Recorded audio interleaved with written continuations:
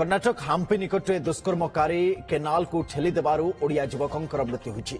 हत्यार शिकार होइछन्ति कंधमाल जिल्लार विभास नायक। तांकर घर दारिंगीबाड़ी अंचल में बापा रेवेंडार विजय नायक चर्च ऑफ नॉर्थ इंडिया जड़े बड़ धर्मयाजक परिवार सहित दिल्ली में रही आसुले विभास एक घरे हस्पिटाल इचार भाव में चाकरी करते समय इस्राएल युवती और अमेरिकार युवकों सहित बंधुता होता समस्ते कर्णाटक बुलापी जाते सेठी गत 6 तारिख में विदेशी युवती गण दुष्कर्म शिकार होते अघटन समय विभास सहित अन्य 2 पर्यटकों को केनाल को ठेली देते अभियुक्त 2 जन पहरी कूल को चली आसते बुड़ी जाते विभास पर मृतदेह उद्धार होता।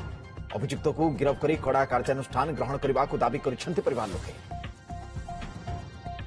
परिवार लोके एरिया सारा आम चाहूँ दोषी जो लोक माने हत्याकांड संपृक्त अच्छा से तुरंत गिरफ्त करिकी कठोर दंड दि जाओ। जो मैंने हत्या कर जघन्य हत्याकांड रही सरकार तुरंत